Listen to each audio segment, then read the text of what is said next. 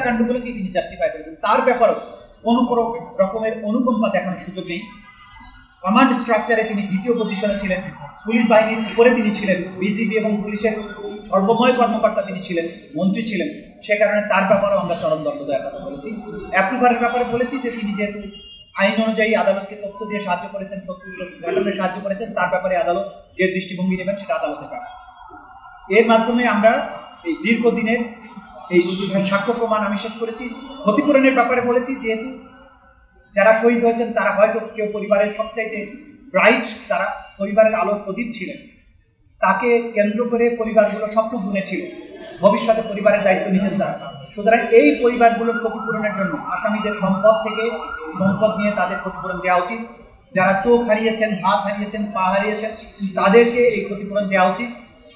এই আসামিরা অবৈধভাবে বিপুল বিত্ত বিভবে মালিক হয়েছেন, দেশে এবং বিদেশে সেগুলো পাচার করেছেন, সেগুলোকে উদ্ধার করে এই ভিকটিমদের মধ্যে বিতরণ করার জন্য আদালতের কাছে আমরা আদেশ চেয়েছি।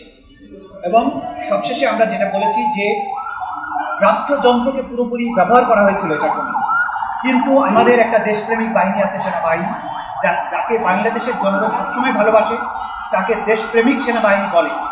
তাদেরকে রাস্তায় দেখলে মানুষ তাদের বুকে জড়িয়ে ধরে আবেগে চুমু খায়, ফুল দেয়।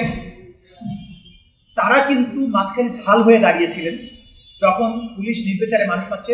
৩রা আগস্টের পরে সেনাবাহিনী এই ছাত্র জনতার মাঝখানে এসে দাঁড়ান এবং তারা এদেরকে সেভ করার চেষ্টা করেন। আমরা বলেছি যে মিরপুরে পুলিশ যখন ছাত্রদের গুলি করে মারছিল, মাঝখানে কিন্তু সেনাবাহিনী দাঁড়িয়ে তারা উল্টো পুলিশ বাহিনীর উপরে ফাঁকা গুলি বর্ষণ করে তাদের ডিসপার্স করেছে। বিচ্ছিন্ন বিক্ষিপ্তভাবে হয়তো কোনো ঘটনা ঘটেছে, কিন্তু অ্যাজ এ ফোর্স তারা একটা বিরাট ভূমিকা পালন করেছেন, সেটার কথা আমরা আদালতে তুলে ধরেছি।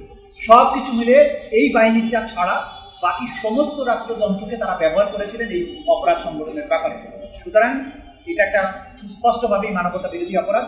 এর চরম দণ্ড নিশ্চিত করার মাধ্যমে ভবিষ্যতে বাংলাদেশে এই ধরনের কোনো হত্যাকাণ্ডের সুযোগ যাতে আর তৈরি না হয়, কোনো স্বৈরশাসক ভবিষ্যতে আর কখনো নিজের জনগণকে, সিভিলিয়ানদেরকে হত্যা করার দুঃসাহস না দেখায়, সেইটা করার জন্য এই বিচার যাতে ভূমিকা পালন করে, এই রায় যাতে ভূমিকা পালন করে, সেটা আমরা আদালতের কাছে প্রেয়ার করছি।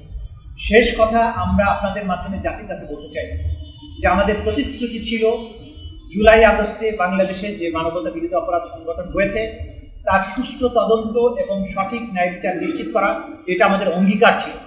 আমরা আশা করি সেই অঙ্গীকার রক্ষা করতে পেরেছি। আমরা আদালতে এমন ক্রিস্টাল ক্লিয়ারভাবে তাদের অফেন্স প্রমাণ করেছি, হীরের চেয়ে স্বচ্ছ ক্রিস্টাল ক্লিয়ার এভিডেন্স।